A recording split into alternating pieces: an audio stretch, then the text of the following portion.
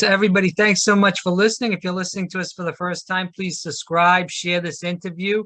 We have a candidate interview here, and this is with Danielle Hawk. She is running for Florida's 3rd Congressional District as a Democrat. Danielle, thanks so much for joining us. Really appreciate your time today. Yeah, of course, no problem. We'll kick this around. So can you tell us a little bit about you in general, Danielle? Yeah, definitely. I grew up outside of Philadelphia, in the suburbs outside of Philadelphia, moved down to Florida for school when I went to university and then for my master's program. And then I moved up to Gainesville, where I live now, after working down in South Florida for a while, and moved up here for a job. So most of my professional career is in international education, sending students abroad and preparing them for international programs, developing those programs and doing cross-cultural training.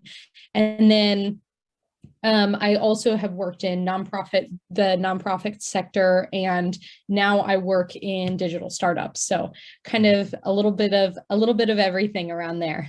Can you tell people a little bit about the 3rd District, where it is? I know Gainesville is in it, obviously a huge college town, go Gators with that.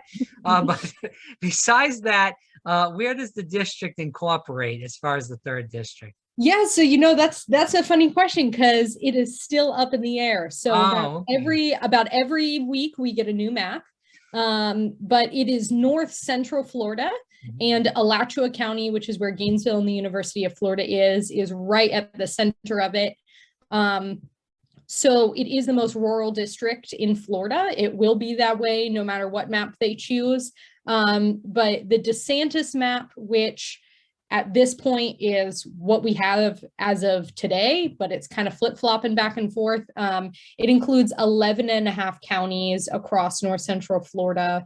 Some of them are Hamilton, Suwannee, Levy, Dixie, Bradford, Union, Alachua, about half of Marion County, and then some of the others that go pretty much all the way up to the Florida-Georgia border. So it's geographically large. It has a lot of counties in it. And we're just waiting to see. So we should know in a couple of weeks at the latest, because the qualifying deadline's coming up. So yeah, we have a little bit of what I like to call map whiplash, where we're just getting yanked back and forth, and we're not quite sure where we're going to land yet, but we'll figure it out. How are you?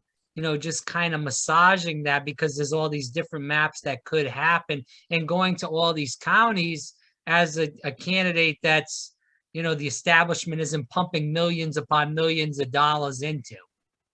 Yeah, and that's pretty standard for this district, is not getting millions and millions of dollars pumped into this district. So, but we're doing a little bit of everything. So we are focusing on the areas that we can realistically reach right now.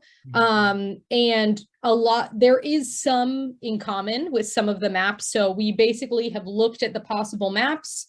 We've talked to a couple of people and seen what is the most likely, given the precedent with the courts, what they've done for redistricting in the past. And we're just going off of that. So especially like Levy County, Gilchrist County, Columbia County, Alachua, and Marion, and then Bradford and Union, those are ones that are in common in a couple of maps. So we're really focusing on that while we're waiting to see what we get at the end of it, what shakes out. I want to get into this, though. So how are you going to win these Republican counties? I mean, it's extremely tough. Obviously, 2022 has become more conservative. I believe that's mostly, and if you want to touch on this, you're more than welcome to, because the Biden administration started off pretty well with the vaccines, started off well where COVID was going down, the American Rescue Plan, also getting the infrastructure bill, but then they kind of fell asleep at the wheel with getting the Build Back Better done, voting rights, and the list goes on and on. So it's going to be a Republican year if we want to both be honest with each other. So how are you going to kind of, twist and turn these Republican voters your way?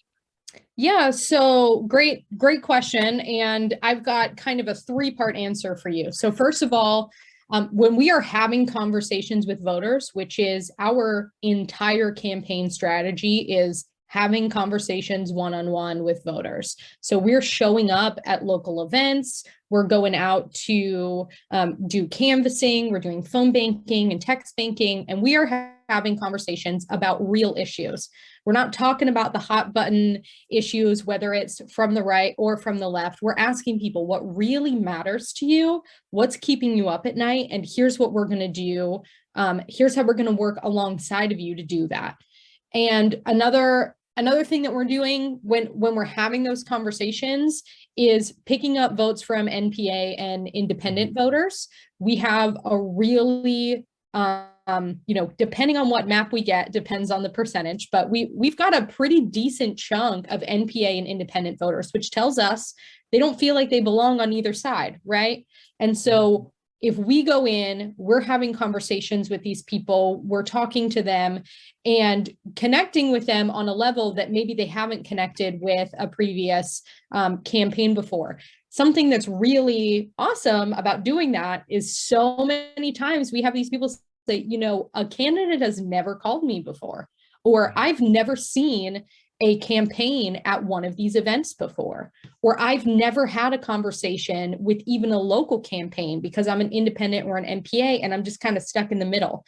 You know what I mean? So it's a really awesome opportunity for us to have those conversations. And then we're also working with down ballot candidates. So we're connecting with people all the way down the ballot who are running local races like school board, city and county commission, property appraisers, and we're having conversations, connecting with them, sharing resources, going to events with one another, and really kind of pooling that people power, because the people who are closest, that local municipal government, they're closest to the people. They really know what's going on. They've got their finger on the pulse, so to speak.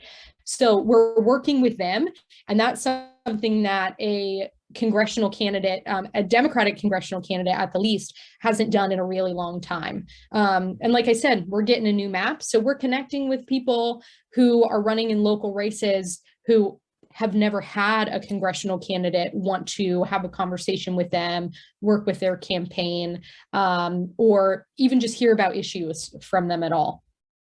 Are you hearing a lot of anger though with inflation, gas prices, food, rent? I mean, we could just go ramble on about all I these know, I things. know. Uh, Yeah, that those pocketbook issues are really what people are telling us is what's keeping them up at night, right? When we ask that question, what's something that's really important to you? They're talking about inflation. They're talking about hitting it where it really hurts. And so we're having really good conversations about what those solutions are, how we can work on that in this district specifically, and then really bringing it back to local issues, right? So talking about small businesses, talking about our rural communities and our farmers and our family-owned farms, and how we can support them. So yeah, I mean, those pocketbook issues are the ones that economic crunch is really what people are feeling, and it's coming up quite a bit.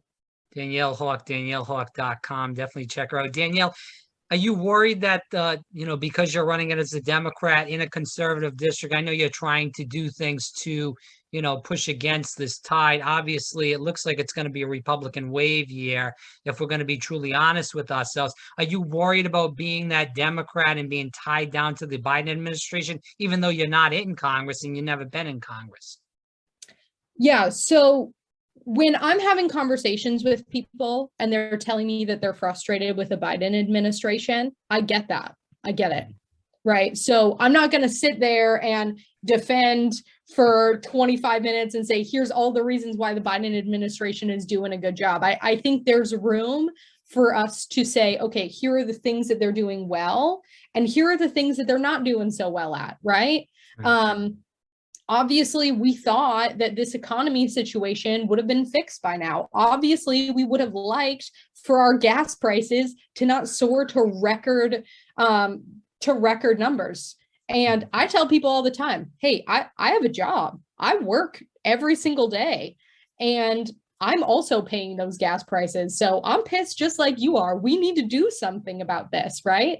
And I think that having that conversation that way helps, where I'm being honest. I'm not going to be disingenuous with someone and say, oh, you know what? I think all of these economic problems aren't really that big of a deal, or push it under the rug, or just try to defend the administration left and right, but be really honest about what is frustrating about it, and then actually talk about solutions. That's one thing that my opponent doesn't do very well, is she continues to do these interviews and she criticizes and criticizes, and she never has a solution to the problem. Her solution is complaining about it.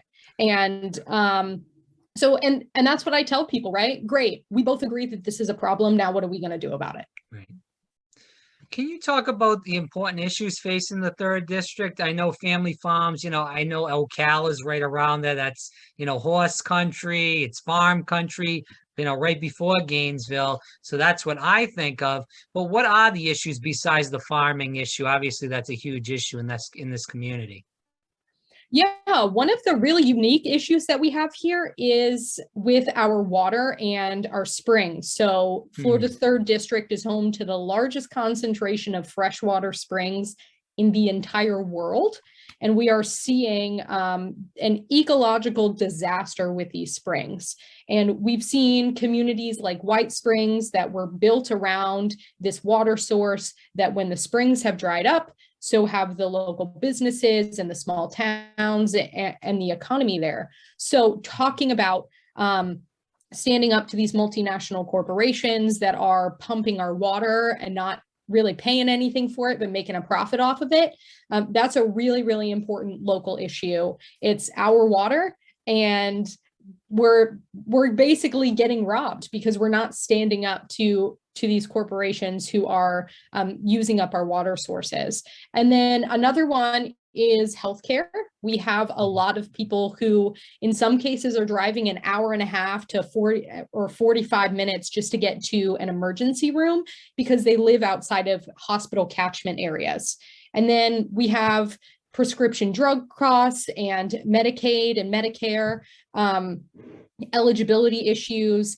And, most recently, my opponent voted against capping the insulin out-of-pocket costs at $35, when in our district, the average out-of-pocket cost is about $300 for insulin. So lowering the cost of prescription drugs, making sure that not only people can afford their healthcare, but making sure that they can access it as well.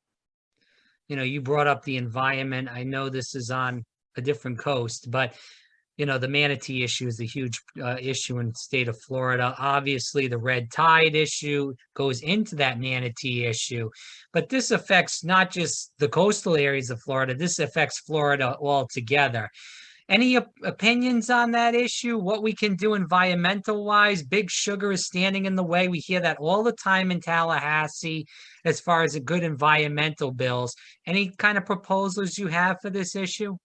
Yeah, definitely. So it's interesting that you bring up the manatees, because the manatees' winter homes are the springs. So they actually swim in and spend the winter in our springs. And that's because they stay the same temperature. And so the water actually is warmer further inland than it is out on the coast. So they come in, they spend their time in our springs during the winter, and then they go out. Obviously, we've seen the extremely terrible manatee death rates. They're incredibly concerning. And really the solution to that is restoring these lost springs, right? So they're losing their winter. It's kind of like when a bear hibernates, right? And they eat all of that food and they hang out somewhere for the winter, and then they go out and do all of their hunting and stuff. And they have all of that energy reserve for when they're hibernating, right? So when we take away that winter environment, they're going out and they're sick, they're hungry, they're emaciated, and they're dying. So one of the really practical solutions is breaching the Rodman Dam. So this was a federal project that the state of Florida has been overseeing. And the Rodman Dam was built because we were going to create a canal that went all the way through the state of Florida. And we did not finish the canal. It was going to be just like the Panama Canal, but the Florida Canal. We didn't finish it. So the Rodman Dam actually has no purpose. That's what it was originally built for. We have about 19 springs that were lost and basically totally dried up because of this dam. And by releasing that dam, which would cost just as much as upkeeping it, it would literally reverse the ecological damage and reverse that death rate of manatees. It would restore about 19 lost springs. It would restore hundreds of acres of wetlands that are really, really important for our water sources. And it would allow this Great Florida waterway that is basically the Manatee Highway to navigate through. It would restore that and restore water flow, making it easier for manatees to travel. So is that a red tape issue, or what's holding the holdup on that? Yeah, if we had someone in Congress who was willing to say something or do a resolution or something like that, use their position of power to pressure the federal government to end that, we would be able to end the project. But right now we're kind of at a crossroads, right? So either we can pay the millions of dollars to restore it because it is broken and there's pieces falling out and it's leaking. So either we can restore it, or we can pay the same amount of money and not have to upkeep it anymore. And so it's kind of that we're at this crossroads of decision making, right? And the state hasn't decided whether or not it's going to do one or the other. Continue the project, continue upkeeping the project, or go forward with actually breaching the dam and ending the project. I want to go into this because you volunteered in Central America. So it seems like this is a good question for immigration. It's a hot button issue. Obviously, it does touch Florida because we have a lot of these people that are working in the fields, and they're working, picking oranges and doing all these things that regular Americans don't want to do.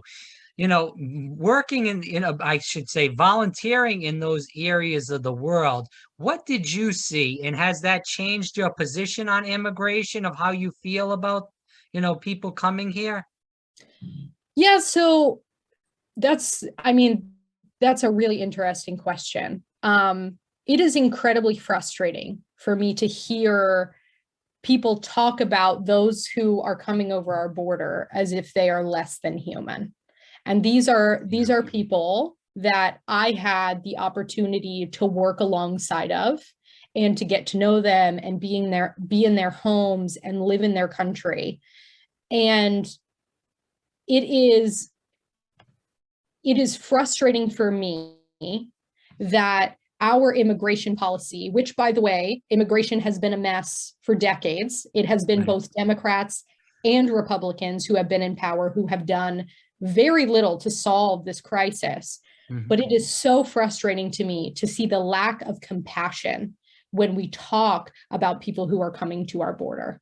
And it is also frustrating when people continuously talk about the border as that's when these immigrants, that's when their story starts, when they've never even, like, Kat Kamick visits the border all the time. She doesn't know what it's like in those countries. She's never stepped foot in those countries and seen what those people's everyday lives have been like. And it's just,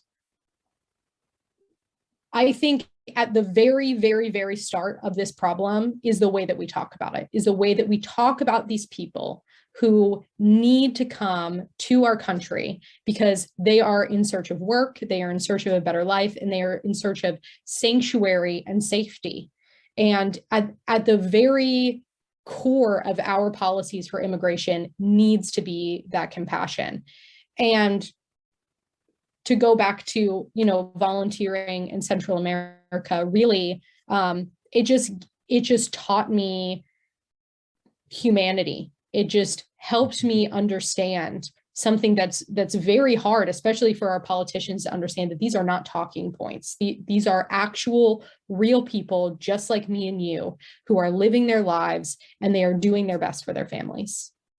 Well, we also have to go back to, the 80s, even before that, when we started all these wars and propped up all these authoritarians in these countries in Central America. We made their drug wars worse than they were. That's why these people are coming to America, because there's all these drug wars that we propped up. So maybe if we didn't prop up those people and put those people in power, they would have no business coming to America. They wouldn't even want to come here because they would have safe homes, good jobs, and they would be living in their countries, which they enjoy. Yeah, and we need to be willing to talk about the truth of that history. We Correct. need to be willing to confront our responsibility in creating this problem. And that's also where the compassion comes in too, right? Is that we are complicit for causing some of these issues. We are complicit, and now we have a responsibility to our fellow human beings to offer them compassion and safety and sanctuary in a way that respects and dignifies their humanity. Danielle Hawk, again, daniellehawk.com. As we wind down toward the end of the interview, there is a leadership crisis in this country. As millennials and Gen Z, we have to stand up and fight, whether it's on immigration, whether it's on environmental, guns, whatever it may be. There's so many issues to even discuss. Healthcare, as you stated earlier on, we are struggling on all these issues, to say it in a nice way. But besides that, you running as a millennial, and there's many millennial men and women that are running for Congress and elective office in general in our country. With the leadership crisis, I feel like not intact for the older generation. What do you feel like as a person running as a millennial that you bring as far as leadership skills, and you'll take them to Washington, D.C.? Yeah, that's a great question. And the bottom line is, I have lived in the midst of all of these crises, right? Yeah. I have been inside of a school and had to hide underneath of my desk in an active shooter situation. I have worked for less than I should have been getting paid. I have not had health care. I have been unemployed. I lived through a pandemic, economic global downturns, these huge crises. I'm watching our planet before my very eyes change over time, right? And I understand all of these things, and I have the political will to change them because they are currently affecting me now.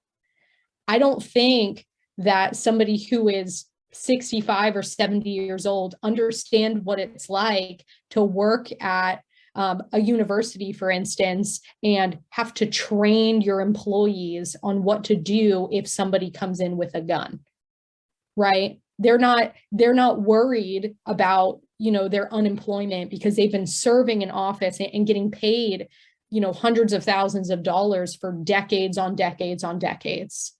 And really, that's what millennials are bringing to the table.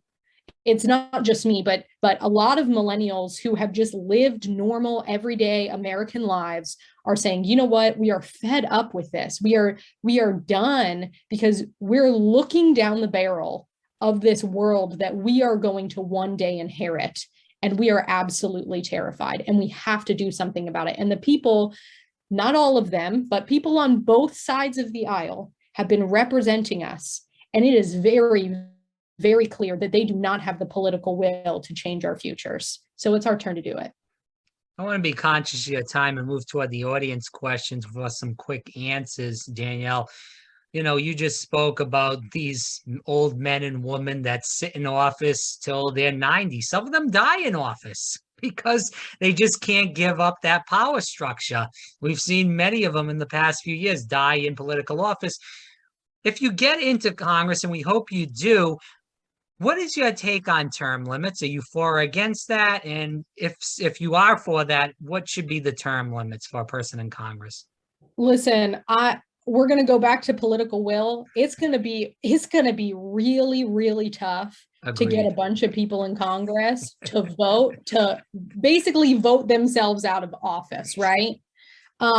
However, in the meantime, I believe that when there is a new generation of people when leaders are coming up in these districts and they are ready to serve, that you absolutely need to be willing to pass the mantle. You absolutely need to be willing to say, you know what, I've done the work that I came here to do. I've met my goals. I've served this community, and now I'm going to hand it off to the next leader. And whenever that person comes up, whether it's 1 term, 2 terms, 3 terms, I am going to be willing, because I'm not worried about keeping my seat. That's not why I'm there. I'm not there to advance my career. I'm not there to make money. I'm there to serve the people. And when I feel like I have done what I came here to do, I'm going to be more than willing to pass it off. You spoke to many people on the campaign trail already that are struggling, as you and I are too, with the economic issues of our time right now, whether it's gas, food, rent, utilities, the list goes on and on. As far as that goes, any kind of economic solutions that you've heard from people in Congress, or have you thought, off the top of your head that you would want to get passed as a Congresswoman? Yeah, we need to make the child tax credit permanent. Mm-hmm. Absolutely. That needs to be permanent.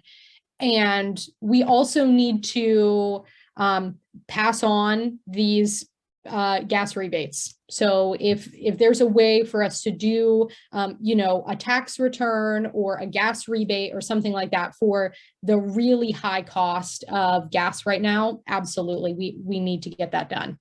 I hope that gets done before I get elected, because it will be way too late if we wait until next year to get that passed. Well, they should be suspending the gas tax on the federal level. I know some states are suspending or talking about suspending the gas tax, because that's 30, 40, 50 cents less that citizens could be paying. I know the governor said he's going to do it just for October, which is a complete joke. For 1 month. And remember, Danielle, it could be October, $3.50 by then. Yeah. Well, remember, the October is the month before the election, so we see how that pans out for the ballots will be Republicans. out. Yeah, exactly. Exactly. So, I always say we need to help the American people now, not when it's most politically convenient for us. I don't care if you're an independent, a Republican, or a Democrat. You need to put people at the forefront of your policies. It needs to not be about you, not be about keeping your seat or padding your pockets. What do you hope people learn from my interview today? Well, I hope that they learn that I am just a regular person, just like all of you, and that I'm really serious. I'm serious about bringing change, not only to this district, but to our country. I'm serious about really working on these issues that are plaguing the American people and making sure that we're making a difference in the lives of everyday people. Yeah, and I hope people stand up, and if you can donate a couple bucks to Danielle, do it. Go on the website, volunteer if you can't do that. But Democrats in Florida specifically need to stand up and fight for every district. Just because the Republicans won the district the past few times, or even the past 20, 30 times, that doesn't mean you just give up districts. I'm so sick of the Democratic Party just giving up on districts because the Republicans ran and won, 20 or 30 times. Maybe the candidates that they've had to run against Republicans suck. So maybe that's why people aren't voting for Democrats. So luckily in Florida's 3rd, we have a candidate that's young, inspirational, and wants to get things done. Again, DanielleHawk.com. Danielle, before we go, anything else you'd like to bring to the table for the listeners and the viewers? Yeah, I'll just go off of what you said. I don't believe in safe red seats. The only reason a seat is safe is because we're not willing to roll up our sleeves and put in the work to flip the district. Right. Agreed 100%. DanielleHawk.com. Definitely check it out. Danielle, thanks so much for your time today. Of course. Thank you so much. I appreciate it. Have a good day.